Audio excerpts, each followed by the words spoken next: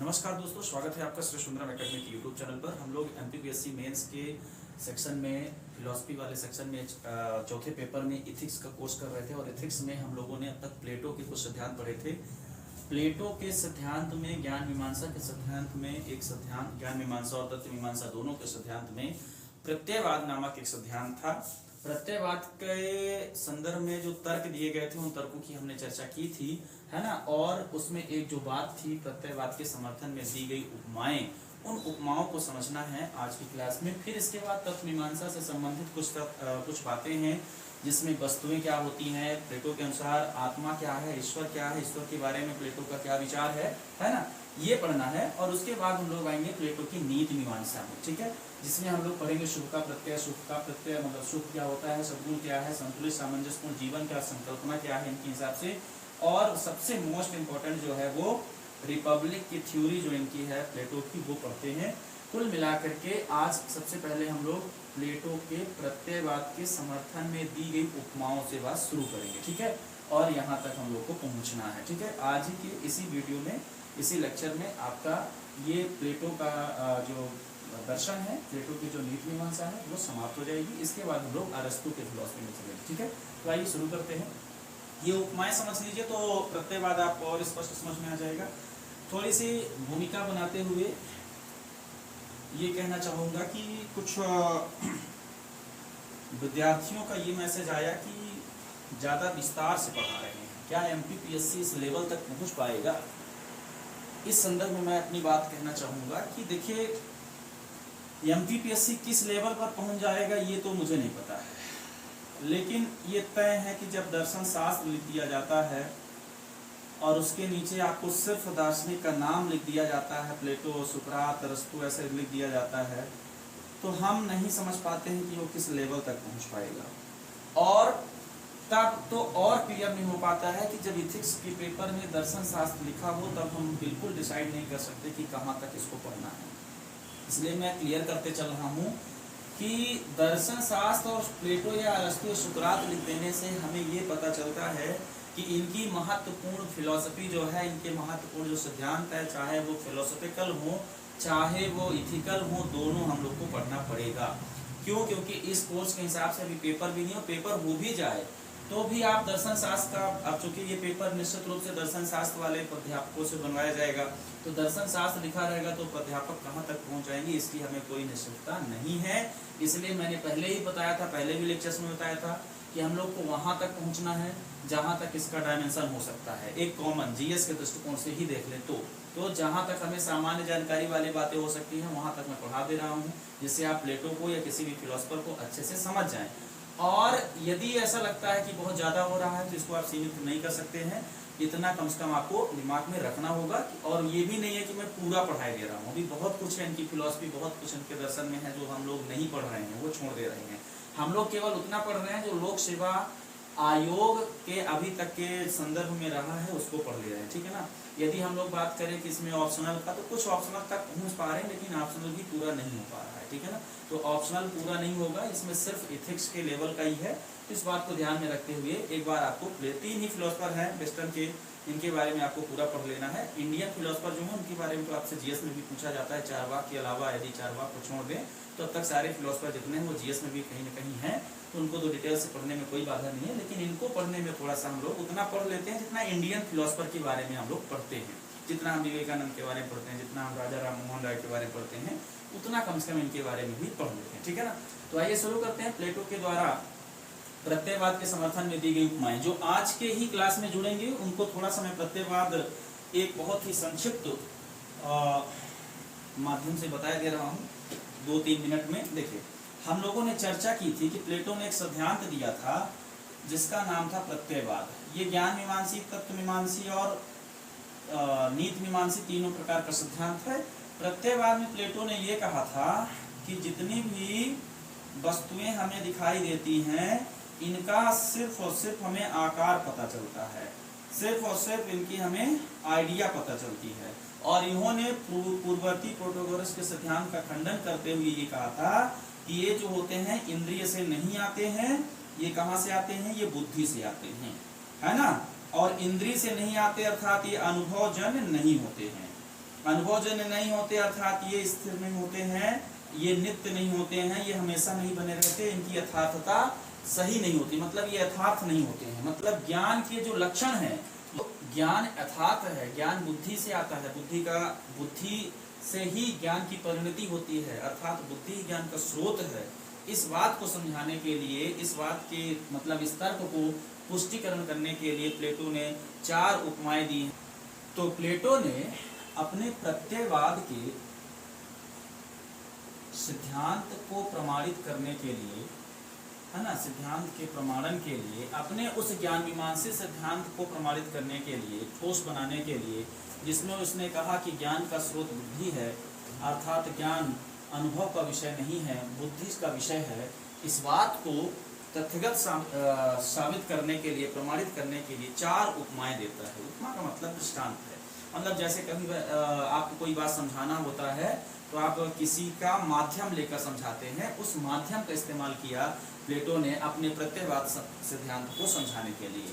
और वो उपमाएं, एक है गुफा की उपमा, बहुत मजा आएगा आपको ये उपमा पढ़ने में। और यहाँ से आप लोग को करना क्या है कि थोड़ा थोड़ा अपने दिमाग में इनका खंडन भी सोचते रहना है, ठीक है। जब मैं कहूंगा कि प्लेटो ने गुफा की उपमा के माध्यम से ये समझाया कि बुद्धि का वास्तविक स्रोत, ज्ञान का वास्तविक स्रोत बुद्धि है, अनुभव नहीं है, तो उसका आप खंडन कैसे करेंगे वो आप यहाँ पे देखते रहिए। आइए इसके लिए मैं थोड़ा सा एक छोटा सा चित्र बनाना चाहूंगा जल्दी से, ताकि आपको समझने में बिल्कुल भी प्रॉब्लम ना हो, ठीक है ना। उस चित्र को समझना है आपको। गुफा की उपमा में प्लेटो क्या करता है कि एक गुफा समझाता है कि ये गुफा है, ठीक, ध्यान से समझिएगा। ये गुफा है, यहाँ पे गुफा में ये 8-10 कैदी बंधे हुए हैं, थोड़ा पास में बांध दिए और इधर ले लेते हैं। यहाँ पे ये 8-10 कैदी बंधे हुए हैं। गुफा याद क्या रहेगा आपको, गुफा, गुफा में कौन है, कैदी हैं, क्लियर। कैदी क्या है कि कैदी हमेशा यहाँ पे बंधे ही रहते हैं, और इनका जो मुख है इस गुफा के इस दीवार की तरफ है, ठीक। ये इधर घूम करके, हमेशा यहीं घूम करके, पीछे ये नहीं देखते हैं, है ना, ये हमेशा इधर ही घूम करके देखते रहते हैं। और ये दीवार है, गुफा के इधर जो है एक रास्ता इधर से गुजरती है, ये रास्ता है जो गुफा के इधर से गुजरती है ना। यहाँ से लोग, पशु पक्षी रोज जाते आते रहते हैं। ये रास्ता ऐसी है, इधर से लोग, पशु पक्षी जाते रहते हैं। ये मनुष्य हैं यहाँ पे बंधे हुए हैं, और ये गुफा की दीवार है जो जिधर मनुष्य सिर करके, मतलब आंख करके घूमे हुए हैं। और गुफा के रास्ते के पीछे जो है तो एक अग्निकुंड है जिसमें आग जलती रहती है।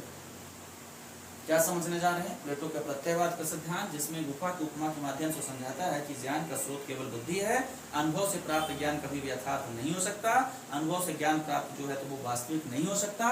उस सिद्धांत को हम लोग इस गुफा की उपमा के माध्यम से समझ गए हैं, ठीक है। तो प्लेटो ये कहता है कि ये लोग दुनिया नहीं देखे हैं, ये हमेशा जन्म से ही यहीं पे बंधे हुए हैं, वास्तविक संसार से ये दूर है। बाहर क्या हो रहा है इनसे, ये दूर है। आग यहाँ जलती रहती है और लोग यहाँ जाते रहते हैं, तो क्या होगा, यहाँ जल रही आग का प्रतिबिंब, छाया बनती है, यहाँ दीवार में छाया बनती है। यहाँ जो लोग जा रहे होते हैं उनकी आग की परछाई के कारण, मतलब आग के जलने के कारण, है ना। जैसे देखिए यहाँ पे मैं अपना हाथ में, आप थोड़ा सा देख पाएंगे, मार्कर की परछाई दीवार पे बन रही है ना। यहाँ पे छाया बनती है, प्रति छाया बनती है, और इस प्रति छाया को ही ये लोग देखते हैं। इसी प्रकार ये जो बोलते हैं ध्वनि, वो ध्वनि यहाँ टकराती है, वही ध्वनि इनको सुनाई देती है।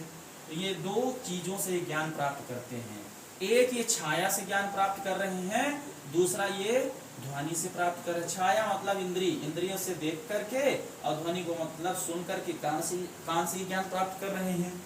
तो प्लेटो कहता है कि यदि इन्हीं में से एक कैदी ने, मतलब यहाँ ये कैदी जो है ये बाहर आ गया। अच्छा, क्या कह रहा प्लेटो, प्लेटो कह रहा है कि जो अपने इंद्रियों से एक ज्ञान प्राप्त किए हैं, क्या ये वास्तविक ज्ञान है, ये वास्तविक ज्ञान नहीं है। ये केवल किससे परिचित हो रहे हैं, ये परिचित हो रहे हैं केवल किससे, इंद्रियों से प्राप्त छाया से और ध्वनि से। और है क्या इनके मन में? इनके मन में ये जन्म से यही बंधे हुए हैं, तो इनके मन में ये है कि यही छाया ही वास्तविक है, क्योंकि इन्होंने इस छाया के अलावा देखा ही नहीं कुछ। जैसे कुएं के मेढक के लिए, कुआं का मेढक पूरा संसार कुआं को ही समझता है, ये कहावत है। तो ऐसे ही क्या कर रही है, गुफा में जो लोग बंधे हैं इसी छाया को, इसी प्रतिध्वनि को ही पूरी दुनिया समझते हैं और इसको ही ये वास्तविक समझते हैं जो इनकी दो इंद्रियों से प्राप्त हो रहा है। तो प्लेटो कहता है इन्हीं में से एक कैदी जो है बाहर भाग आता है, मतलब एक दिन छूट जाता है और छूट करके देखता है कि लोग इधर जा रहे होते हैं, तो ये बाहर निकल आता है। और जब ये बाहर निकल कर देखता है तो वास्तविक दुनिया जो दिखती है वो वास्तविक दुनिया इस गुफा की दुनिया से अलग होती है। ये छाया वाले लोग उसको झूठे लगने लगते हैं, जो छाया में लोग दिख रहे होते हैं क्या है, वो झूठे लगने लगते हैं, इनकी जो दुनिया थी वो झूठी लगने लगती है। संसार जो इनको अभी तक इतना ही दिख रहा था वो संसार बड़ा हो जाता है और बहुत बड़ा संसार दिखता है। प्लेटो कहता है कि हम सब इंसान, हम सब ज्ञान मतलब लोग जिन्होंने ज्ञान का प्राप्त नहीं किया, जिनको वास्तविक ज्ञान नहीं प्राप्त, जो इंद्रियों से ही ज्ञान को मानते हैं, वो सब इसी प्रकार के भ्रम में हैं, सब इसी प्रकार की छाया का ज्ञान लेते हैं, इसी प्रकार के प्रतिध्वनियों से ज्ञान लेते हैं और सोचते हैं कि यही ज्ञान वास्तविक है, और वास्तव में ये ज्ञान वास्तविक नहीं।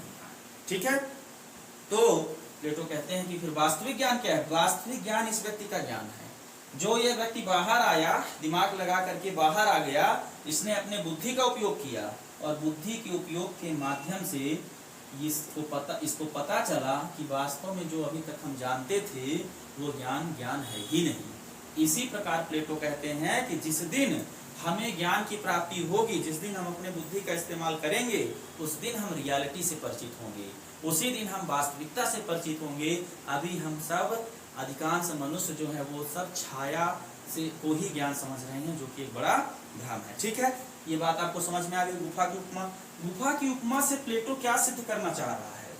गुफा की उपमा से प्लेटो सिद्ध करना चाह रहा है कि ज्ञान का वास्तविक स्रोत जो है, ज्ञान का जो वास्तविक स्रोत है वह बुद्धि है। अनुभव से जो ज्ञान है वो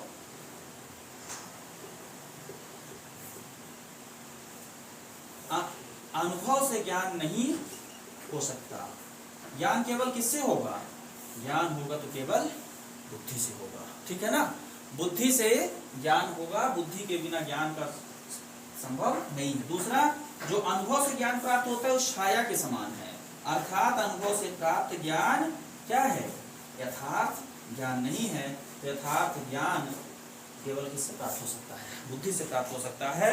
और ज्ञान का वास्तविक जो स्वरूप होगा वो क्या होगा? वो प्रतिबिंबात्मक होगा, मतलब वो प्रत्यय स्वरूप होगा। ये गुफा की उपमा से साबित हो रहा है। ठीक है, आइए दूसरी उपमा समझते हैं। आपको मैंने कहा था कि इसकी आलोचना ढूंढिएगा, तो इसकी आलोचना ढूंढ लीजिएगा कि आलोचना क्या है। इसकी आलोचना जो है वो आप समझ सकते हैं कि प्लेटो का प्रत्ययवाद यदि आपने समझा है तो इधर वाला संसार और उधर वाला संसार दोनों एक ही जैसे तब भी है, लेकिन प्लेटो जो कहते हैं कि प्रत्यय लोक, तो प्रत्यय लोक का कोई प्रत्यय दिखता नहीं है। तो प्रत्यय लोक अपने आप में, यदि आप कहें कि प्रत्यय लोक वाला ज्ञान वास्तविक है, तो फिर ये जो लोक आया ये प्रत्यय लोक तो नहीं है। एक बात। दूसरी बात ये कि ये व्यक्ति जो बाहर का ज्ञान देख रहा है उसका भी ज्ञान अनुभव किससे ले रहा है? इंद्रियों से ले रहा है। अभी तक ये इतने इंद्रियां, इसकी इंद्रियां यहाँ तक जा पाती थी तो यहीं का ज्ञान था, अब वो बाहर निकल के देखा तो बाहर का ज्ञान भी इंद्रियों से ले रहा है। ये इसकी कुछ आलोचना कर सकते हैं आप लोग। ठीक है, तो प्लेटो की जो दूसरी उपमा है उस उपमा के बारे में यदि हम लोग बात करें तो उपमा इस प्रकार से, ये एक क्षेत्र है ना, इस क्षेत्र को एक रेखा से विभाजित कर दिया गया। ये एक क्षेत्र है, इस क्षेत्र को इस रेखा से विभाजित कर दिया गया। दो रेखाओं से क्षेत्र को विभाजित किया गया, इसीलिए इसको उसने नाम दिया विभाजित रेखा का सिद्धांत। विभाजित रेखा का सिद्धांत या विभाजित रेखा की उपमा, है ना, ये कह लीजिए आप। तो विभाजित रेखा की उपमा के माध्यम से प्लेटो क्या समझाना चाह रहा है? समझाना तो ये चाह रहा है कि ज्ञान जो होते हैं वो दो प्रकार के होते हैं। एक ज्ञान ऐसा ज्ञान होता है जो इंद्रिय से आता है, जो अनुभव से आता है, जो इंद्रिय सन्निकर्षण से आता है, मतलब इंद्रिया और उसे टकराने से। इसको ये कहता है ये वाली जो क्षेत्र है इसको वो अनुभव का क्षेत्र कह देता है या अनुभव का जगत कह देता है।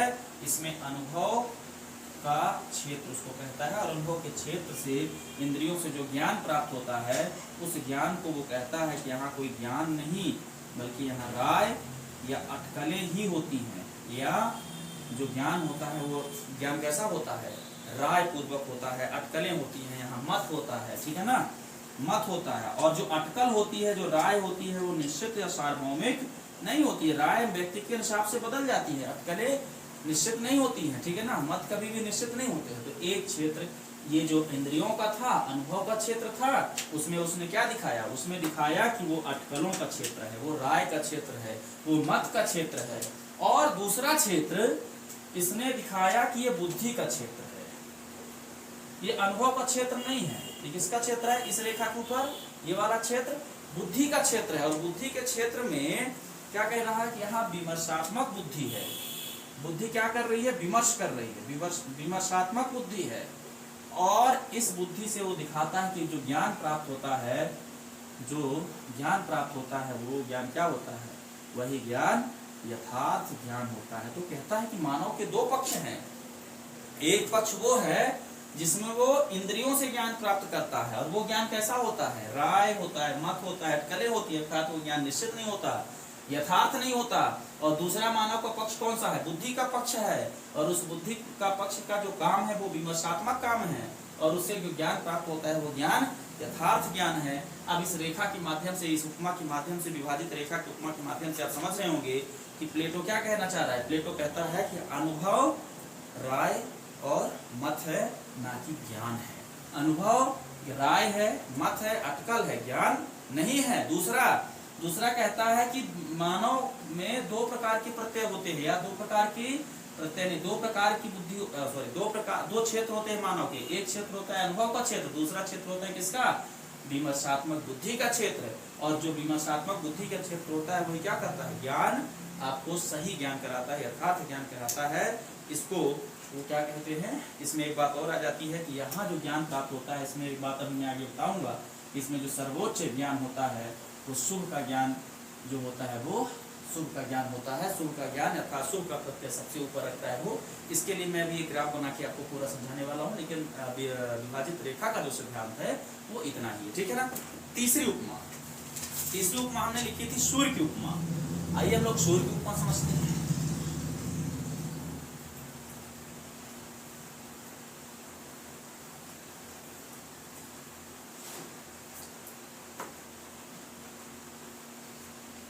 सूर्य की उपमा में एक सूर्य आपको बनाना पड़ेगा, बना देता हूं मैं। ये क्या है, ये एक सूर्य है, ठीक। सूर्य से क्या निकल रही हैं, किरणें। ये वो सूर्य की किरणें हैं। और ये किरणें कहाँ पड़ती हैं, ये किरणें पड़ती हैं इन सांसारिक वस्तुओं पर। और यदि किरणें सांसारिक वस्तुओं पे पड़ती है तो ये वस्तुएं हमें आंखों के माध्यम से दिखाई देती हैं। इतनी बात तो प्लेटो बता रहा है, इतनी विज्ञान भी बताती, कोई दिक्कत नहीं है कि जब सूर्य की किरणें है ना वस्तुओं पे पड़ती है तो वस्तुएं प्रकाशित होती हैं, ठीक है। अर्थात वस्तुएं प्रकाशित होने के लिए किस पर निर्भर है, वस्तुएं प्रकाशित होने के लिए, प्रकाशित मतलब दिखाई देने के लिए निर्भर है किस पर, सूर्य पर निर्भरता है। अर्थात यहाँ पे वस्तुओं का जो ज्ञान प्राप्त होगा वो सूर्य पर निर्भर है। वस्तुएं स्वप्रकाशित नहीं है और जो स्वप्रकाशित नहीं है वो यथार्थ नहीं है। इसी प्रकार से मतलब ये निष्पक्ष नहीं है, निरपेक्ष नहीं है। क्या नहीं है, निरपेक्ष नहीं है। और सूर्य क्या है, सूर्य क्या किसी प्रकाश के लिए या अपने प्रकाश के लिए किसी पर निर्भर है, नहीं। सूर्य क्या है, सूर्य निरपेक्ष है। सूर्य को प्रकाशित होने के लिए किसी दूसरी सत्ता की आवश्यकता नहीं है, सूर्य को प्रकाशित होने के लिए किसी दूसरे नियंत्रक की जरूरत नहीं है। इसी प्रकार से प्रत्यय जगत में क्या होता है कि जितनी भी वस्तुएं होती है वो सब प्रत्यय यहाँ हो गया और वो सब प्रत्ययों से प्रकाशित होती हैं। क्लियर। प्रत्ययवाद के पक्ष में और ज्ञान मीमांसा के पक्ष में ध्यान दीजिएगा। प्रत्यय को क्या मान लेता है, प्रत्यय वो है जो निरपेक्ष है। प्रत्यय वो है जो स्वप्रकाशित है। प्रत्यय को प्रकाशित होने के लिए किसी दूसरी सत्ता की आवश्यकता नहीं है। सर्वोच्च प्रत्यय जैसे कि सूर्य है ना, तो सर्वोच्च प्रत्यय स्वप्रकाशित है, जबकि प्रत्यय पर आधारित जो वस्तुओं के आकार हैं या जो वस्तुएं हैं वो अपने प्रकाशित होने के लिए किस पर निर्भर हैं? वो अपने प्रकाशित होने के लिए अर्थात अपने ज्ञान के लिए प्रत्यय पर निर्भर हैं, और प्रत्यय के बिना उनका ज्ञान संभव नहीं हो सकता।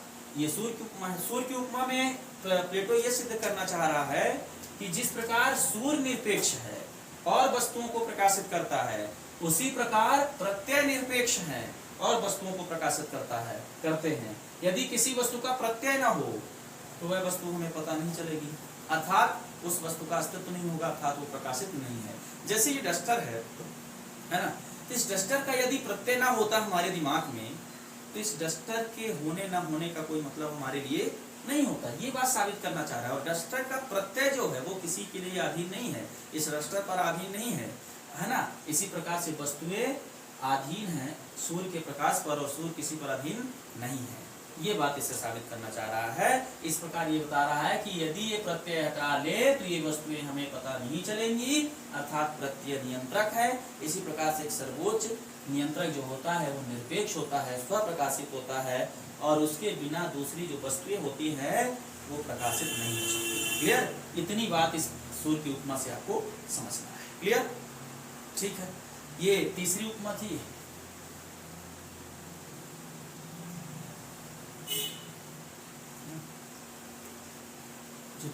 एक हमने गुफा की उपमा बता दी और एक ये दूसरी उपमा थी, तीसरी भी थी। ठीक है, आइए तीसरी उपमा हम लोग देखते हैं। रथ की उपमा है। एक अपनी और होनी चाहिए उपमा आपका। अच्छा, विभाजित रेखा की उपमा मैंने बता दी। ठीक है, 3 रेखाएं, 3 हमने आपको उपमाएं बता दी। चौथी उपमा है जो वो है रथ की उपमा। ठीक है, विभाजित रेखा हमको बोलिए। रथ की उपमा, प्लेटो एक रथ की कल्पना करता है। बहुत अच्छे से समझिएगा, विभाजित रेखा जैसा ही है। एक रथ की कल्पना करता है। वो कहता है कि इस रथ में मान लीजिए 2 घोड़े लगे हैं। एक घोड़ा काला है और एक घोड़ा जो है, घोड़ा नंबर 2 जो है वो सफेद है। ठीक, घोड़ा जो काला है वो उसको कहता है कि वो अनुभव का प्रतीक है, और घोड़ा जो सफेद है उसको कहता है ये किसका प्रतीक है? बुद्धि का प्रतीक है। काले घोड़े को सफेद घोड़ा हमेशा बताता रहता है कि किधर चलना है। तो क्या होता है, काले घोड़े को सफेद घोड़ा जब हमेशा बताता रहता है किधर चलना है, तो रथ सही दिशा में जाता है। और यदि काला घोड़ा सफेद घोड़े को ये बताए कि किधर चलना है, तो रथ गलत दिशा में पहुंच जाता है। ऐसी उपमा वो कर रहा है। अर्थात एक घोड़ा जो है, तो ये वाला घोड़े को काले घोड़ा, काला क्या? काला बुराई का प्रतीक है ना। और सफेद उसने क्यों लिया? क्योंकि अच्छाई का प्रतीक है। सफेद अच्छाई का प्रतीक है। तो अच्छाई से यदि निर्देशात्मक मिले बुराई को, तो वो बुराई भी सही दिशा में आ जाएगी। लेकिन बुराई निर्देश करे अच्छाई को, तो अच्छाई भी गलत दिशा में चली जाएगी। ये कल्पना प्लेटो कर रहा है। और इसके साथ कहना चाहता है कि रथ की जगह पे आप रख लीजिए मानव को। ध्यान दीजिएगा, रथ की जगह पे रख लीजिए मानव को। तो प्लेटो कहता है कि मानव के 2 पक्ष हैं। एक काला पक्ष जिसको वो कहता है कि इंद्रिय, और दूसरा कौन सा पक्ष? बुद्धि वाला पक्ष, है ना।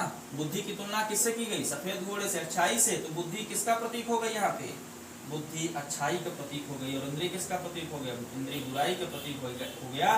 तो ये कहा जाता है कि जब आप इंद्रिय के वशीभूत हो जाते हैं और इंद्रियां आपको निर्देशित करने लगती हैं, तो आप गलत दिशा में मुड़ जाते हैं। और जब आपकी बुद्धि आपको निर्देशित करती है, तो आप सही दिशा में चलते हैं।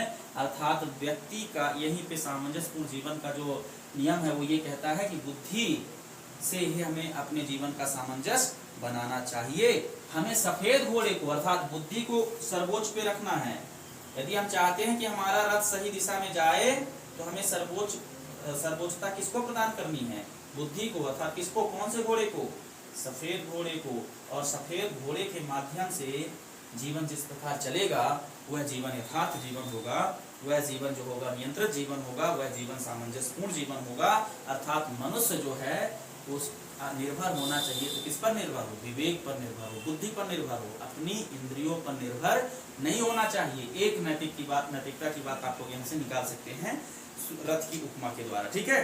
तो अच्छाई का नियंत्रण बुराई से नहीं, बल्कि बुराई का नियंत्रण अच्छाई से हो। अर्थात इंद्रियों का नियंत्रण बुद्धि से हो, ना कि बुद्धि का नियंत्रण इंद्रियों से हो। इसको व्यवहारिक जीवन में आप ऐसे समझ सकते हैं कि आप की क्या इच्छा है, इस पर फोकस नहीं करना चाहिए। जैसे हमारी इंद्रिय की इच्छा अलग अलग टाइम पे अलग अलग होती है और हर बार बदलती रहती है ना। कभी आँख कुछ देखना चाहती है, नाक कुछ अच्छा सुनना चाहता है, सुबह जो है तो कान कुछ अच्छा सुनना चाहते हैं, नाक कुछ अच्छा सूंघना चाहता है, जीभ कुछ अच्छा खाना चाहती है।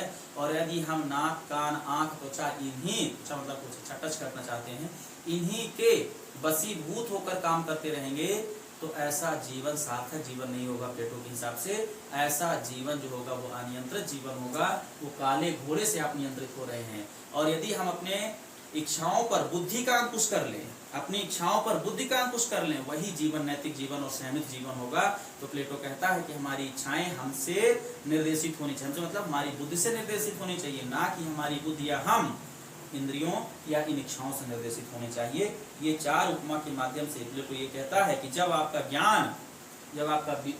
ज्ञान इंद्रियों से निर्देशित होता है तो यथार्थ वो कभी भी नहीं हो सकता, और जब वो बुद्धि से निर्देशित होता है तो वो यथार्थ होता है। ये चार उपमाएं थी। इन उपमाओं के माध्यम से बुद्धिवाद को भी आप समझ गए हैं। बुद्धिवाद यही सिद्धांत है जिस सिद्धांत में बुद्धि के माध्यम से ज्ञान की प्राप्ति की बात की जाती है, ठीक है ना। तो बुद्धिवाद को आप समझ गए हैं और प्रत्ययवाद की समझ गए हैं। इस प्रकार से हम लोगों ने देखा कि प्लेटो ने जो चार उपमाएं दी थी उन उपमाओं का क्या महत्व है, ठीक है। आपसे प्रश्न मान लीजिए इस सेक्शन से पूछेगा तो क्या पूछेगा? प्रश्न पूछेगा कि प्लेटो की दी प्रत्ययवाद के समर्थन में दी गई उपमाएं बताइए प्लेटो की, तो आप प्लेटो की उपमाएं बता देंगे। आपसे पूछेगा कि रथ की उपमा से क्या साबित होता है ना। इस प्रकार से जो छोटे छोटे प्रश्न बनेंगे उसको भी आप सॉल्व कर लेंगे, ठीक है। तो अब हम लोग प्रत्ययवाद अर्थात जो तत्व मीमांसा, ज्ञान मीमांसा और नीति मीमांसा का एक सिद्धांत था उसको हम लोगों ने अच्छे से समझ लिया है। आइए थोड़ा तत्व मीमांसा के 2-3 थ्योरी को और थोड़ा सा डिटेल से समझते हैं। थोड़ा डिटेल, ज्यादा डिटेल नहीं करूंगा। वो ये है कि प्लेटो के दृष्टिकोण से वस्तु क्या है। हालांकि आप लोग इतना पढ़े हैं तो इसकी व्याख्या प्रत्ययवाद से कर सकते हैं। प्लेटो के दृष्टिकोण से वस्तुएं क्या होती है, ठीक। दूसरा, प्लेटो के दर्शन के दृष्टिकोण से आत्मा क्या है। प्लेटो के आत्मा क्या है, कहाँ है, नहीं क्या है। और तीसरा, प्लेटो के दर्शन के दृष्टिकोण से ईश्वर क्या है। जब भी आपसे प्लेटो का तत्व मीमांसा पूछा जाए तो इन 3 चीजों की व्याख्या आप प्रत्ययवाद से कर दीजिएगा तो आप तत्व मीमांसा व्याख्या कर ले रहे हैं, ठीक है। तो आइए हम लोग देखते हैं वस्तु क्या है ना। इंद्रिय वस्तु संबंध में हमने बताया था कुछ, अब इसको ज्यादा डिटेल नहीं करेंगे। मुख्य रूप से यहाँ पे हम लोग आत्मा और ईश्वर को समझेंगे प्लेटो के दृष्टिकोण से, ठीक है। आत्मा भी आप समझ जाएंगे यदि प्रत्ययवाद को समझ गए हैं तो। प्रत्ययवाद समझ गए हैं तो प्लेटो की पूरी फिलॉसफी जो है तो आपके लिए बहुत आसान हो गई है, ठीक है। तो वस्तुएं क्या है? वस्तुएं, प्लेटो कहता है कि वस्तुएं जो है वो यथार्थ नहीं है। ये बात तो आप समझ गए हैं। कोई भी वस्तु, प्लेटो कहता है कि वो 2 चीजों से बनी है। एक चीज क्या है? वस्तु का मैटर। प्लेटो क्या कह रहे हैं? एक चीज जो है वो वस्तु का मैटर है और दूसरी चीज क्या है? वस्तु का फॉर्म, ठीक है। वही काला घोड़ा और सफेद घोड़ा। मैटर क्या है? मैटर वस्तु इंद्रियजन्य है, ये नश्वर है, ये समाप्त हो जाएगा। और फॉर्म क्या है? फॉर्म जो है वो अनश्वर है, मतलब नित्य है। नित्य मतलब वो हमेशा रहेगा। जैसे स्मारकर का जो तत्व है, जो स्मारकर जिस प्लास्टिक से बना हुआ है, ये प्लास्टिक धीरे धीरे घिसते घिसते समाप्त हो जाएगी। लेकिन इस मार्कर को यदि आपने देख लिया है, इस मार्कर का जो आइडिया है वो कभी समाप्त नहीं होगा, ठीक है। तो फॉर्म क्या है? फॉर्म आइडिया है। तो वस्तुएं 2 तरीके से हैं। यदि वस्तु मैटर है तो ये समाप्त हो जाएगी। प्लेटो कहता है कि अच्छा, वस्तु का होने से मतलब क्या है? वस्तु के आइडिया के होने से है ना। तो यदि वस्तु का प्रत्यय है तो वो कभी समाप्त नहीं होगा। तो प्लेटो ये मानते हैं कि सभी वस्तुएं नश्वर होती हैं, केवल उनके प्रत्यय ही क्या होते हैं?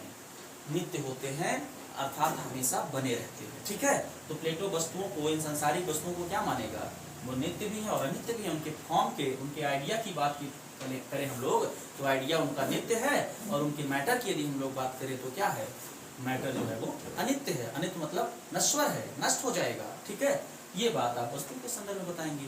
फिर जो वस्तु और इंद्रिय के बीच, सॉरी प्रत्यय और वस्तु के बीच जो रिलेशन होता है वो भी बताते हैं। उसके बारे में हम लोगों ने पढ़ा है कि वस्तुएं जो होती हैं उनका जो ज्ञान होता है वो किससे होता है, वो निर्भर हैं अपने ज्ञान के लिए। अभी तो होता है सूर्य की उपमा से, अपने प्रकाशित होने के लिए निर्भर है किस पर, प्रत्ययों पर। किस पर, बुद्धि पर। अर्थात बुद्धि ना हो तो इन वस्तुओं का ज्ञान संभव नहीं हो सकता है। तो वस्तु कैसी हो गई, प्लेटो के दर्शन में वस्तुएं क्या हो गई, प्लेटो के दर्शन में वस्तुएं बौद्धिक हो गई, प्रत्यात्मक हो गई, है ना, ये प्रत्यात्मक हो गई। इसीलिए मैंने कहा था कि जब प्लेटो की आलोचना करते हैं तो आलोचक कहते हैं कि प्लेटो इन वस्तुओं को क्या समझ रहा है, प्लेटो इन वस्तुओं को प्रत्यय समझ रहा है, प्लेटो इन वस्तुओं को क्या कह रहा है, प्लेटो इन वस्तुओं को आइडिया कह रहा है। तब फिर प्लेटो से सवाल करते थे कि इसका मतलब कि आप आइडिया खाते हैं, आइडिया पीते हैं और आइडिया पर ही सोते हैं। अर्थात प्लेटो के से ये आलोचना की जाती है कि जो आप कपड़ा पहने हैं कपड़ा नहीं, वास्तव में ये क्या है, ये आइडिया है। ठीक है, यही बात जब आप यहाँ आते हैं भारतीय दर्शन में तो शंकराचार्य की फिलॉसफी में भी मिल जाती है। ठीक है ना, उनका भी जो विज्ञानवाद है वो आपको इसी प्रकार से मिल जाएगा। ठीक है, तो हम लोग आगे बढ़ते हैं, आत्मा समझते हैं क्या है।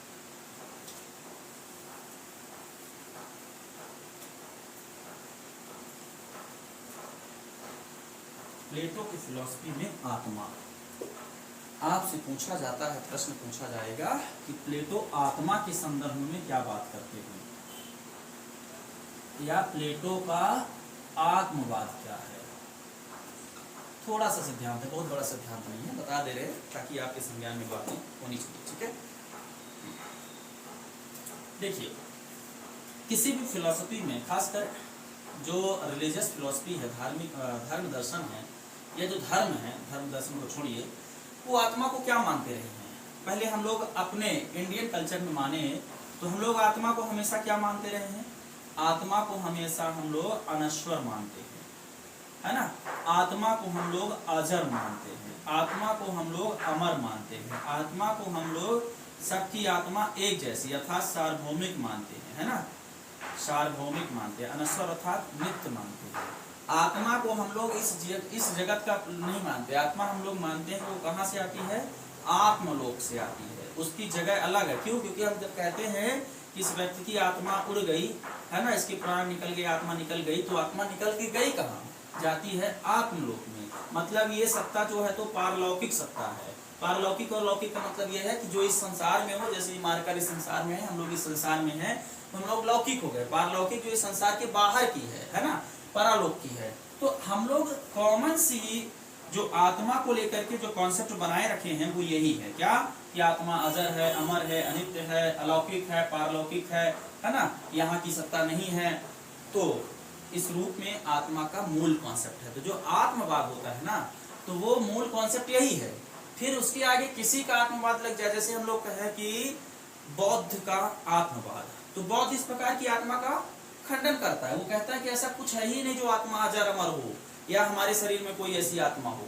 जब हम लोग चारवाक के आत्मवाद को मानेंगे, कहेंगे, तो हम कहेंगे चारवाक का आत्मवाद है ही नहीं। क्यों, क्योंकि चारवाक में आत्मा नामक किसी सत्ता की कोई महत्व ही नहीं दिया गया है।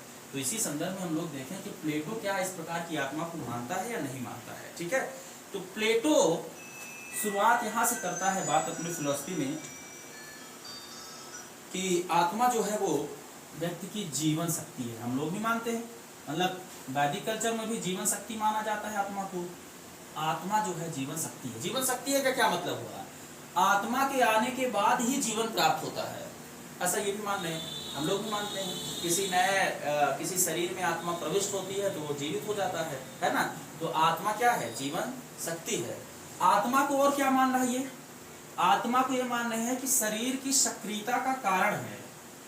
ये बात तो हम लोग इंडियन फिलॉसफी में भी मानते हैं, वैदिक फिलॉसफी में शरीर की सक्रियता का कारण आत्मा है। अर्थात आत्मा के बिना शरीर जड़ है, आत्मा के बिना शरीर निष्क्रिय है, आत्मा के बिना शरीर में गति उत्पन्न नहीं हो सकती। तो सक्रियता या गति है ना, मोशन जो शरीर में हो रही है वो किसके कारण हो रही है? आत्मा के कारण हो रही है। प्लेटो मान रहा है। ये वाला सिद्धांत सार्वभौमिक सिद्धांत है जो लगभग सभी धर्म मानते हैं, लगभग सभी ईश्वरवादी धर्म ये मानते हैं जो पुनर्जन्म पर विश्वास रखते हैं। फिर प्लेटो तीसरी बात क्या कह रहा है कि आत्मा जो है वो विवेक का आश्रय है, विवेक का आश्रय है। विवेक का मतलब बुद्धि से है ना, ये बुद्धि इंटेलेक्चुअल का आश्रय है, ठीक है।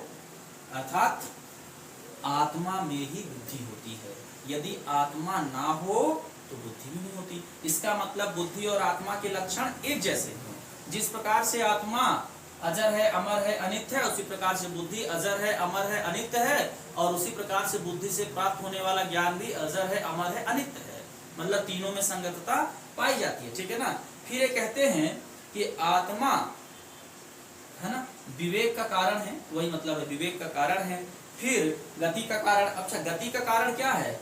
यदि हमने कहा कि आत्मा गति का कारण है तो इसका मतलब एक बात यहाँ से लोग निकाल के ले आ रहे हैं कि शरीर और इंद्रिय के बीच जो सामंजस्य है वो किसके कारण बनता है? आत्मा के कारण बनता है। मतलब हमारे शरीर में जो इंद्रिय है और जो बुद्धि है वो सामंजस्य किसके मतलब शरीर और बुद्धि के बीच जो सामंजस्य है वो किसके कारण बनता है? आत्मा के कारण बनता है। इसका मतलब आत्मा बुद्धि शरीर और बुद्धि के बीच इंद्रिय और बुद्धि के बीच सामंजस्य स्थापित करती है। इसी कारण ये कहते हैं कि आत्मा केवल आत्मिक नहीं है या बौद्धिक नहीं है, बल्कि आत्मा का संबंध व्यवहारिक जगत से भी है, विज्ञान एवं वस्तु दोनों से है। आत्मा का संबंध इंद्रिय से होने के चलते इसका संबंध किससे हो जाता है? वस्तु से हो जाता है। और बुद्धि से संबंध होने से चलते इसका संबंध किससे हो जाता है? आइडिया से हो जाता है। तो इस बात से हम लोग एक बात और निकाल लेते हैं कि आत्मा का संबंध वस्तु और विज्ञान दोनों से है, ठीक है ना। आत्मा का संबंध वस्तु एवं विज्ञान दोनों से है, अर्थात इस लोक की भी सत्ता से है, उस लोक की भी सत्ता से है। इसका मतलब यह हुआ कि आत्मा आइडिया भी समझती है और आत्मा इंद्रिय से प्राप्त ज्ञान अर्थात वस्तुओं के ज्ञान को भी समझती है। इस प्रकार की आत्मा की चर्चा ये करते हैं। थोड़ा सा आत्मा वाले कॉन्सेप्ट को लोग और आगे बढ़ाते हैं और ये कहते हैं कि आत्मा जो होती है दो प्रकार की होती है। आत्मा के प्रकार की ये सब आप लोग लिखते जाएंगे, इनकी नोट्स बनाते जाएंगे ताकि आपके बढ़िया अच्छा सा फेयर नोट तैयार हो जाए, ठीक है। देखो, कहते हैं कि आत्मा दो प्रकार की होती है, एक पूर्ण आत्मा, पहले अपूर्ण लिख देते हैं, अपूर्ण आत्मा और एक पूर्ण आत्मा, ठीक। पूर्ण आत्मा, दो प्रकार की आत्मा की चर्चा करते हैं, है ना। ये कहते हैं कि जो मानव की आत्मा होती है वो पहले पूर्ण आत्मा नहीं होती है, वो क्या होती है? अपूर्ण आत्मा होती है मानव की, है ना। पहले अपूर्ण होती है मानव की आत्मा, पहले अपूर्ण होती है। जब मानव बौद्धिक ज्ञान प्राप्त करने लगता है तो उसकी आत्मा कैसी हो जाती है? पूर्ण हो जाती है, ठीक है। इसी प्रकार से प्लेटो कहते हैं कि एक आत्मा जो होती है वो विश्वात्मा होती है, विश्व की आत्मा, है ना। विश्वात्मा मतलब विश्व की आत्मा, और जो विश्व की आत्मा है वह पूर्ण प्रत्यय है, अर्थात पूर्ण आत्मा है। और वो पूर्ण आत्मा क्या है? पूर्ण प्रत्यय है। और पूर्ण प्रत्यय जो है वो किसका प्रत्यय है? शुभ का प्रत्यय है। और इसी प्रकार से मानव का विकास होता है। कैसे? अपूर्ण आत्मा से पूर्ण आत्मा, पूर्ण आत्मा से विश्व आत्मा, अर्थात शुभ के प्रत्यय की ओर विकास होता है। इस बात को आप लोग ऐसे समझ लीजिए। ये दो प्रकार की बात करते हैं। आत्मा का संबंध इन्होंने राज्य से भी किया है। राज्य की आत्मा का मतलब राज्य की उपमा भी लिया है आत्मा के संदर्भ में। ये क्या कहते हैं कि राज्य जो होता है है ना। राज्य की जो अच्छाई होती है वो व्यक्ति की अच्छाई पर निर्भर करती है, और व्यक्ति की अच्छाई व्यक्ति की आत्मा पर निर्भर करती है ना। इस आधार पर वो व्यक्तियों को 3 भागों में बांटते हैं। एक व्यक्ति जो विवेकपूर्ण होता है, एक व्यक्ति जो सैन्य क्षमता से होता है, और एक व्यक्ति जो क्या होता है, आम जन होता है, मतलब पृथक जन जो होते हैं, जो काम करने वाले लोग होते हैं, वो होते हैं। उनकी सबकी आत्मा जो होती है वो अलग अलग होती है। इसी हिसाब से पूर्ण आत्मा और अपूर्ण आत्मा का विभाजन भी किया जाता है, ठीक है ना। जीवात्मा की ये 3 प्रकार के गुण बताते हैं, बुद्धि, संकल्प और वेदना। इसी से इनका सद्गुण बनता है, ध्यान दीजिएगा। ये कहते हैं जो जीवात्मा है ना, ऐसा कर लेते हैं कि एक राज्य की आत्मा, राज्य की आत्मा या राज्य की उपमा, और दूसरा हम लोग इनके संदर्भ में क्या समझ लें, जीवात्मा। जीवात्मा के बारे में क्या कहते हैं कि जीवात्मा के जो पक्ष है वो 3 पक्ष होते हैं, 3 प्रकार की होती है। एक पक्ष ये बुद्धि वाला, आत्मा का एक पक्ष बुद्धि वाला, विवेक वाला, जिससे ज्ञान प्राप्त होता है, ठीक है ना। दूसरा पक्ष संकल्प वाला, शूरवीरता वाला, है ना, संकल्प वाला, जिससे क्या प्राप्त होता है, बल प्राप्त होता है। और तीसरा वेदना वाला पक्ष, वेदना वाला पक्ष। वेदना से क्या प्राप्त होता है, शारीरिक संतुष्टि प्राप्त होती है, अर्थात क्रिया आती है, भूख क्षुधा शांत होती है, ठीक है। संकल्प से बल प्राप्त होता है। तो यहाँ पर एक सिद्धांत, नैतिक सिद्धांत है, उसका मैं समझा देता हूँ, सामंजस्यपूर्ण जीवन वाला। तो आत्मा का बुद्धि पक्ष, आत्मा का संकल्प पक्ष और आत्मा का वेदना पक्ष, 3 पक्ष ये मानते हैं आत्मा की। ये कहते हैं कि आत्मा की बौद्धिक पक्ष का जब नियंत्रण संकल्प पर और वेदना पर हो तो व्यक्ति का जीवन जो है वो सामंजस्यपूर्ण होता है, सदाचार होता है, नैतिक होता है, ठीक है ना। तो इसी प्रकार से राज्य की जो आत्मा है वो नियंत्रित होनी चाहिए, किससे, बुद्धि से नियंत्रित होनी चाहिए। और जब ये बुद्धि से नियंत्रित होना कह देते हैं तो वही से एक दार्शनिक राजा का सिद्धांत आ जाता है, ठीक है ना। तो देखिए इस प्रकार से बौद्धिक, बुद्धि से संबंधित आत्मा बौद्धिक आत्मा, संकल्प से संबंधित आत्मा मतलब संकल्प और वेदना से संबंधित आत्मा को अबौद्धिक आत्मा के अंतर्गत ये रखते हैं, जिसमें वेदना आती है, जिसमें वासना आती है, जिसमें सारी क्रियाएं आती हैं, ठीक है ना। तो ये 2 प्रकार से बांटते हैं व्यक्ति को, बौद्धिक और अबौद्धिक। देखिए थोड़ा समझिएगा आत्मा से संदर्भ में ही, नहीं समझ में आएगा तो बताइएगा, मैं फिर से एक्सप्लेन करूंगा, ठीक है। देखिए यहाँ हमने क्या कहा कि कहते हैं कि व्यक्ति के 2 पक्ष, शुरू से बता रहा हूँ, 2 पक्ष हो जाते हैं। एक पक्ष हो जाता है अबौद्धिक पक्ष इसी आत्मा के कारण, और दूसरा पक्ष हो जाता है बौद्धिक पक्ष। तो अबौद्धिक पक्ष में चलिए आत्मा का ही मान ले या व्यक्ति का ही मान ले, ठीक है। अबौद्धिक पक्ष में सारी वेदनाएं आती हैं, इंद्रियों से प्राप्त होने वाले सारे सुख आते हैं, सारी वेदनाएं आती हैं इसमें, है ना। संवेदना, वासना, क्रिया, वेदना, है ना, ये किसके है, ये सब अबौद्धिक पक्ष में है, और ये बौद्धिक पक्ष के विपरीत में है। ये कहाँ से आएगा, ये सब इंद्रियों से आएगा, है ना। आत्मा के ये 2 पक्ष है, ठीक है। बौद्धिक पक्ष में क्या है, बौद्धिक पक्ष में विवेक है, ठीक है।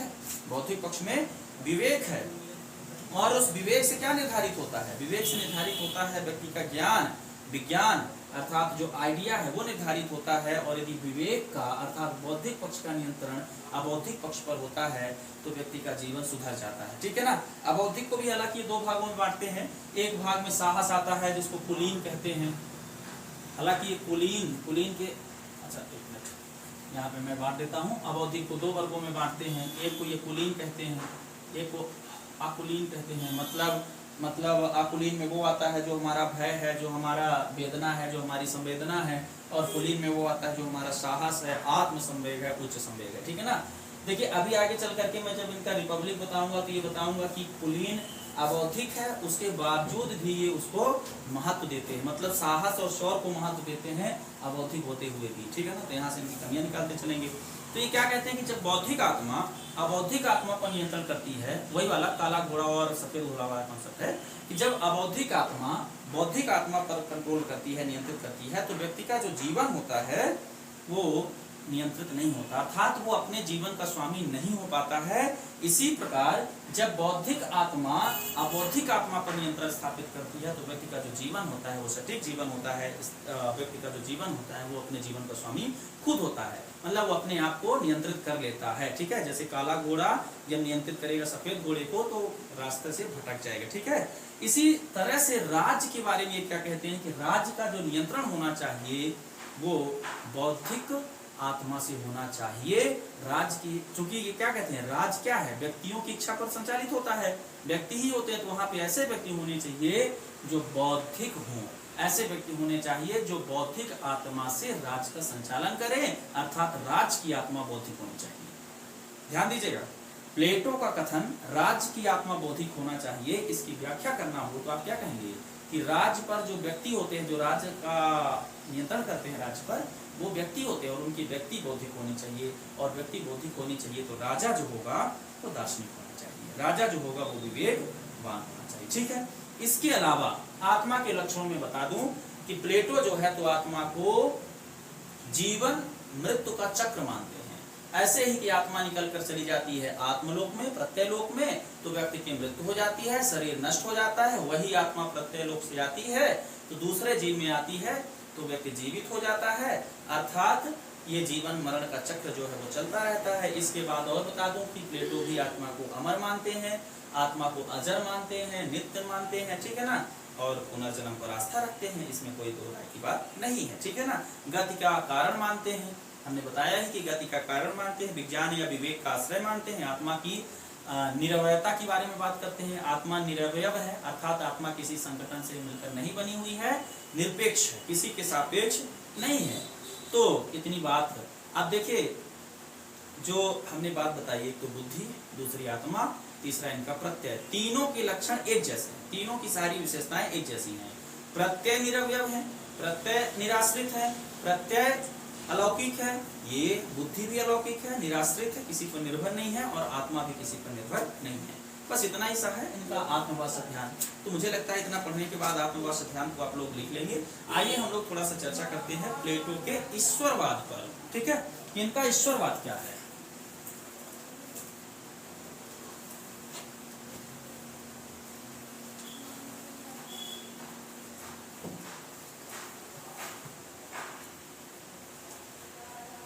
बहुत बड़ा सिद्धांत नहीं है, छोटा सा सिद्धांत है। हम लोग जानने की कोशिश करते हैं कि प्लेटो का ईश्वर मीमांसा क्या है, प्लेटो किस प्रकार के ईश्वर को मानते हैं, या प्लेटो के दर्शन में ईश्वर का क्या स्थान है। ठीक है,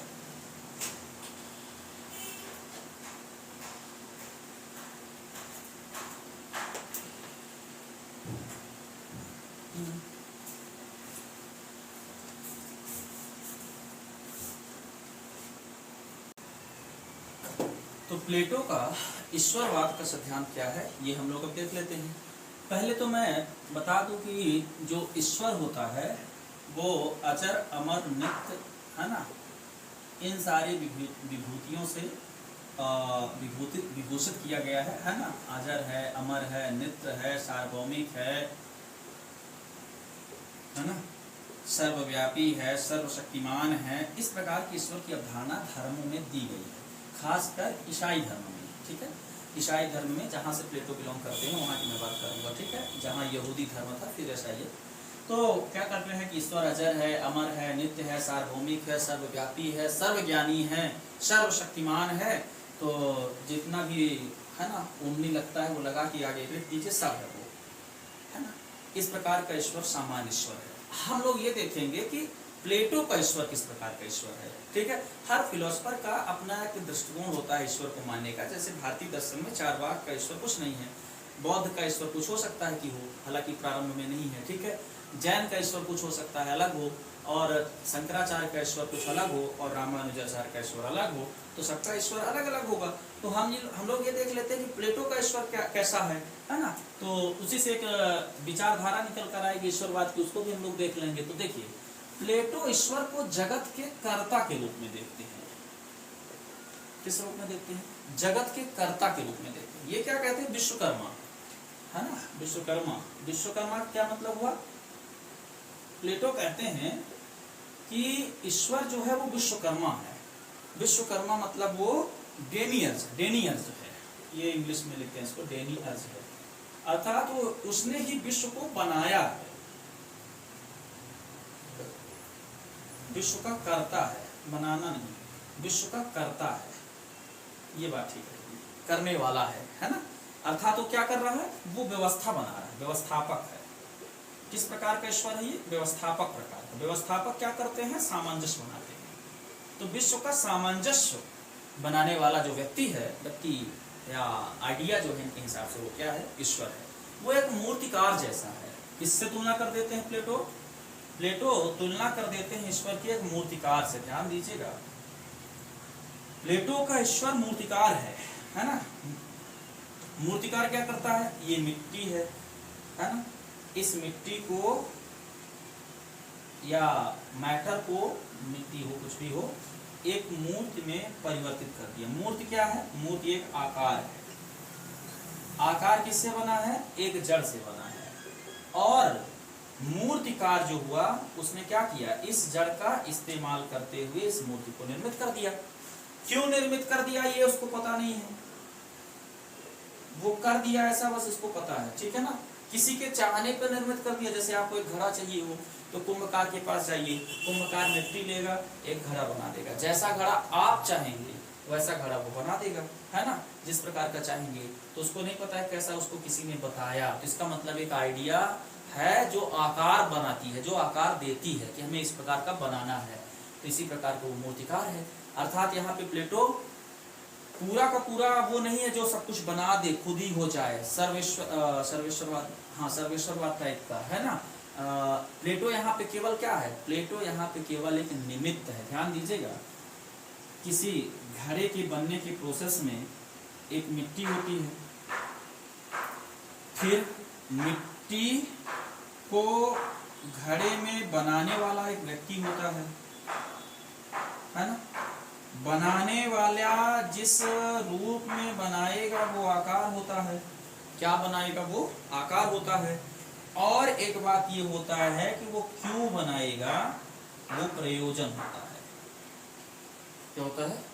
प्रयोजन होता है। चार चीजें होती हैं। मिट्टी ली, बनाने वाला आकार में बनाएगा, क्यों बनाएगा, किस लिए बनाएगा, वो चार चीजें होती है ना, प्रयोजन। जैसे हमने कहा मिट्टी का कुंभकार के द्वारा घड़े के आकार का एक बर्तन बनाया गया जिसका उपयोग पानी पीने के लिए किया जाएगा, है ना। तो मिट्टी क्या हो गई? ध्यान दीजिएगा, यहाँ पे ईश्वर क्या हो गया? ईश्वर ये बनाने वाला हो गया। ईश्वर स्वयं मिट्टी नहीं है, ईश्वर स्वयं आकार नहीं है। प्लेटो के दर्शन में ईश्वर बड़ा नहीं है, प्लेटो के दर्शन में आकार बड़ा है। जिस आकार में वो ढाल है वो आकार बड़ा है। क्योंकि यदि मूर्तिकार के पास आकार न होता तो वो घड़ा या वो बर्तन नहीं बनता। पर मूर्तिकार भी जरूरी है, क्योंकि आकार न होता तो वो मूर्ति कैसे बनती।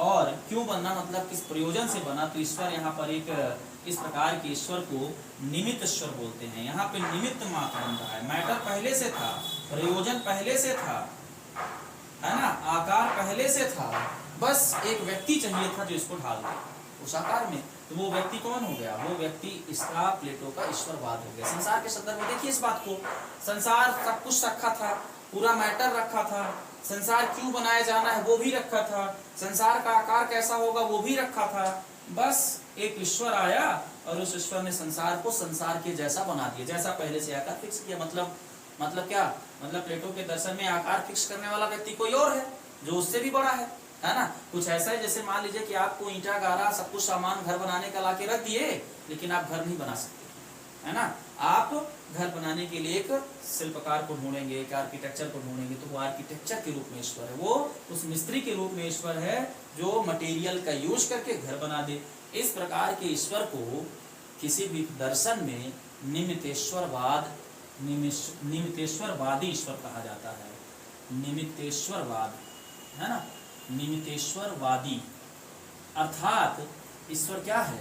ईश्वर केवल निमित्त है। इस प्रकार का ईश्वर है जो केवल निमित्त का काम कर रहा है, ठीक है। ईश्वर और भी प्रकार के होते हैं। एक होता है उपादानेश्वर, जो खुद ही ये सब मैटर है, ये मैटर ही ईश्वर है। सर्वेश्वरवाद की अवधारणा यहीं से निकल कर आती है। एक होता है निमित्तोपादानेश्वर, अर्थात ईश्वर क्या है? निमित्त भी है, उपादान कारण भी है। जैसे मकड़ी का जाला, मकड़ी से तुलना करते हैं यहाँ पे। मकड़ी का जाला क्या है? मकड़ी का जो जाला बना तो निमित्त भी मकड़ी है और मैटर भी मकड़ी है। मतलब मैटर भी मकड़ी, मतलब मैटर जो है वो मकड़ी से आया और मकड़ी बनाने वाली भी है और उसका प्रयोजन भी खुद है कि वो किस लिए बना रही है। ठीक इसी प्रकार से जो प्लेटो का ईश्वर है वो मकड़ी वाला ईश्वर नहीं है। प्लेटो का ईश्वर सिर्फ कुम्भकार वाला ईश्वर है। प्लेटो का ईश्वर सिर्फ मूर्तिकार वाला ईश्वर है, ठीक है, मिस्त्री वाला ईश्वर है। तो इस प्रकार से इसको ईश्वर को हम लोग निमित्तेश्वरवादी ईश्वर कहते हैं, है ना। तो प्लेटो का ईश्वर है। चलिए, इस ईश्वर ने ये जो चार प्रकार की बातें हुई, इसी से सृष्टि के चार कारण प्लेटो बताता है। उन चार कारणों को आप समझ लीजिए। एक कारण है मिट्टी, या मिट्टी को, जैसे इस संदर्भ में मैंने मिट्टी का नाम दिया जड़ तत्व। प्लेटो इन चार तत्वों को स्वीकारता है। एक तत्व है जड़ तत्व। जड़ तत्व वो सारे मैटर हैं जो एक दिन नष्ट हो जाएंगे। ध्यान दीजिएगा, जड़ तत्व वो सारे मैटर हैं जो एक दिन नष्ट हो जाएंगे। ध्यान दीजिए, समझिए, ये मैटर क्या है, नश्वर है, एक दिन ही नष्ट हो जाएंगे, क्षण क्षण में बदलते रहते हैं, है ना। इसको कहा जाता है अपादान कारण। ध्यान से समझ लीजिए, बहुत इंपॉर्टेंट है अपादान कारण। अपादान कारण क्या है? अपादान कारण वो है जिससे वस्तु बना रहे हैं, ठीक है ना। दूसरा निमित्त। निमित्त क्या है? निमित्त कोई व्यक्ति है और इस व्यक्ति को वह प्लेटो जो है किस रूप में मानता है? ईश्वर के रूप में मानता है, और इसको कहते हैं निमित्त कारण। ये अरस्तु के दर्शन में और स्पष्ट होगा। ध्यान दीजिएगा, भूमिका यहाँ बन रही है, अरिस्टोटल फिलॉसफी में कुछ और क्लियर होगा ये निमित्त कारण। और तीसरा कारण क्या है? जिस रूप में, वह रूप कारण है, जिस रूप में वो वस्तु बनाई जा रही है वह आकार। तो आकार को कहते हैं स्वरूप कारण। क्या कहते हैं इसको? स्वरूप कारण, तीसरा कारण, या इसको फॉर्म रीजन कहा जाता है, ठीक है ना। सांचा, जिस सांचे पे वस्तु बनेगी और क्यों बन रहा है उसको हम लोग कहते हैं प्रयोजन कारण। चार प्रकार के कारणता सिद्धांत यहाँ पे स्पष्ट होते हैं, है ना। चार प्रकार के कारणता सिद्धांत से वो बताता है कि ईश्वर जो है वो इसका केवल एक अंश है, सब कुछ नहीं है। तो फिर सब कुछ क्या है वो भी बात करनी चाहिए। मतलब यदि ईश्वर सब कुछ नहीं है तो प्लेटो के दर्शन में सब कुछ क्या है? कौन वो है जो सब कुछ है? तो प्लेटो के दर्शन में जो परम शुभ है वही, परम शिव जो है वही सब कुछ है। इसका जो ईश्वर है प्लेटो का, ध्यान दीजिएगा, ये परम शुभ है, परम शिव है, परम शिव है, ठीक है ना। परम शिव के रूप में ईश्वर है, परम शुभ के रूप में ईश्वर नहीं है। परम शुभ परम प्रत्यय है। अभी एक ट्रायंगल से मैं इस बात को समझाऊंगा आपको, है ना। परम शिव के रूप में है, निमित्त के रूप में है, सगुण है। ये कैसा है? ये ईश्वर इनका सगुण है, निर्गुण निराकार नहीं है। प्रत्यय कैसे हैं? निराकार है, प्रत्ययों का आकार नहीं है, वो निर्गुण है, ठीक है ना। लेकिन ईश्वर जो इसका है कैसा है? सगुण है। और इस प्रकार के ईश्वर को अपर ईश्वर कहते हैं। ध्यान दीजिएगा, इसके ईश्वर को दो भागों में बांटा जाता है, लेकिन इस किस प्रकार का है? अपर है। पर और अपर, अपर का मतलब इसी लोक का है, उस पर लोक का नहीं है। ये ईश्वर इसी लोक का है। और प्लेटो की शायद ऐसा कहना मजबूरी रही हो कि जिस संदर्भ में, जिस जगत में, जिस युग में प्लेटो रह रहा था, उस युग में प्लेटो के द्वारा ईश्वर का पूरा खंडन नहीं किया जा सकता था, ठीक है ना। तो ये ऐसा ईश्वर जो पर हो, ऐसा ईश्वर जो सगुण हो, ऐसा ईश्वर जो परम शिव के रूप में हो, ऐसे ईश्वर की पूजा आराधना की जा सकती है, ठीक है ना। तो इस प्रकार से जो इसका ईश्वर है वही ईश्वर है जिस ईश्वर को आप मानते हैं। लेकिन ये सर्वोच्च सत्ता नहीं है।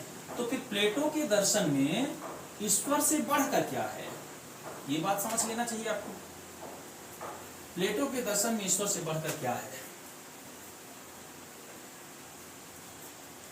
प्लेटो के दर्शन में ईश्वर से बढ़कर जो कुछ है उसका नाम है परम शुभ। प्लेटो कहता है कि ईश्वर परम शुभ के नीचे होता है, और ईश्वर को उसने क्या नाम दिया? परम शिव, है ना। और ये जो परम शुभ है यही आगे किस रूप में परिभाषित होता है? परम प्रत्यय के रूप में। परम शुभ के नीचे है परम शिव, अर्थात ईश्वर। कुछ रामानुजाचार्य के दर्शन के जैसा मान लीजिए, ब्रह्म के नीचे ईश्वर जिसकी पूजा की जा सकती हो। आगे रामानुजाचार्य तो नहीं है आपके सिलेबस में, लेकिन शंकराचार्य हैं, तो हम लोग वहां पे समझेंगे, ठीक है। परम शिव जो है वो परम शुभ पर आश्रित है, लेकिन परम शुभ जो है वो किसी पर आश्रित नहीं है। यही वो है जिसको सूर्य वो कहता है, जिसको वो परम ज्योति कहता है। यही वो है जिसके आगे कुछ नहीं है, निरपेक्ष है ये। ध्यान दीजिएगा, परम लगा मतलब ये क्या है? निरपेक्ष है। इसकी सत्ता किसी दूसरी सत्ता पर आधारित नहीं है। ये सगुण है कि निर्गुण है? ये निर्गुण है, ये निरवयव है, निरवयव का मतलब जैसे ये मार्कर जो है ना 3 चीजों से मिलकर बना, इसके नीचे एक वो है जिसमें इंक डालते हैं हम लोग, फिर ये ढक्कन है, ये है, ये 3, ये अवयव हो गए इसके। लेकिन ईश्वर ऐसा नहीं है, ईश्वर निरवयव है ना। ईश्वर नहीं, सॉरी, परम शुभ इसका जो है वो निरवयव है। निर्गुण है तो वो निराकार है, निराकार है, और वो अनिर्वचनीय है।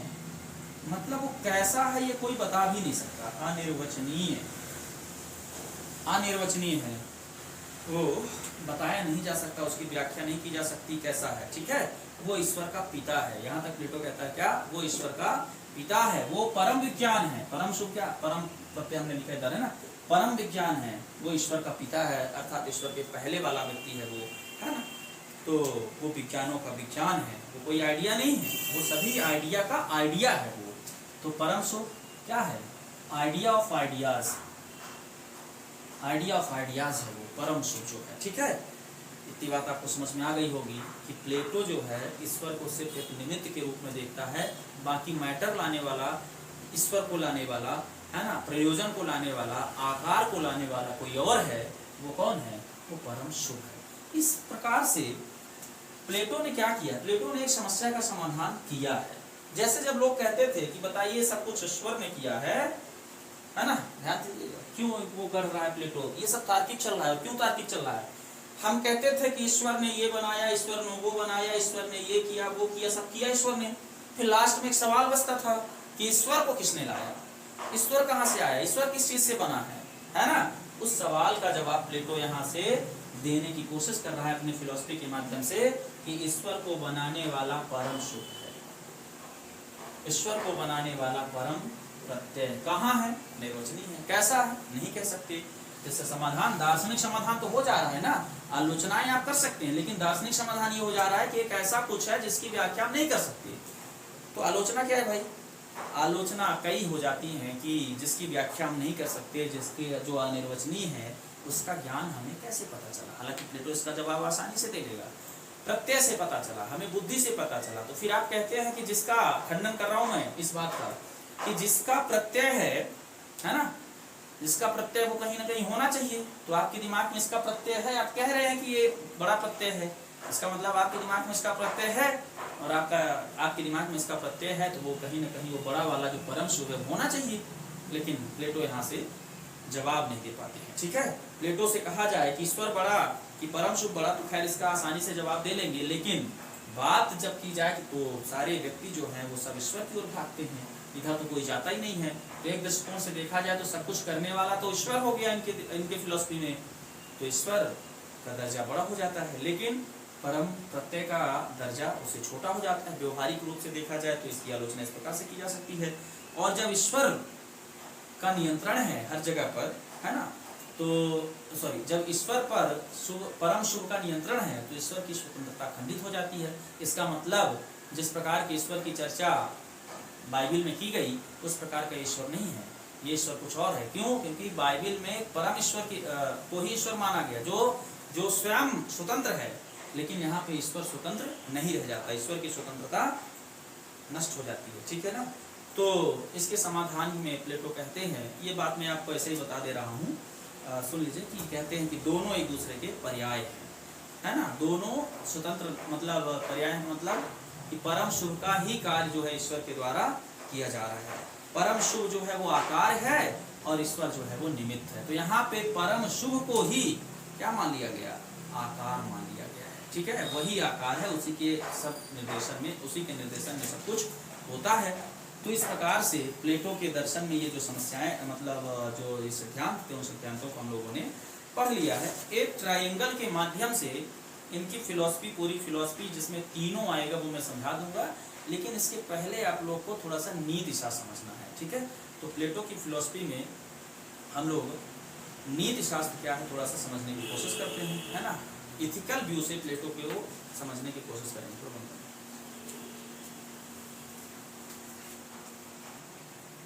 तो जो प्लेटो का नैतिक सिद्धांत है, नीति मीमांसी सिद्धांत जो है, जो प्रशासनिक दृष्टिकोण से, राज्य के दृष्टिकोण से जो और व्यक्ति के दृष्टिकोण से जो नैतिकता वाले टॉपिक हैं, इसको हम लोग एक अलग वीडियो में कर लेते हैं।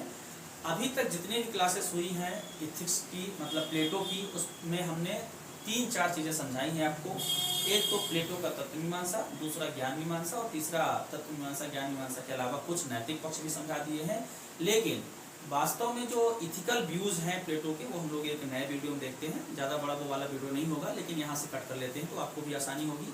ठीक है, तो ये वीडियो आपने देखा, इसके लिए बहुत बहुत धन्यवाद। आप इस वीडियो को अधिक से अधिक दोस्तों तक पहुँचाएँ, शेयर कीजिए, और यदि आप हमारे चैनल पर नए आए हैं तो वीडियो को लाइक कीजिए। धन्यवाद।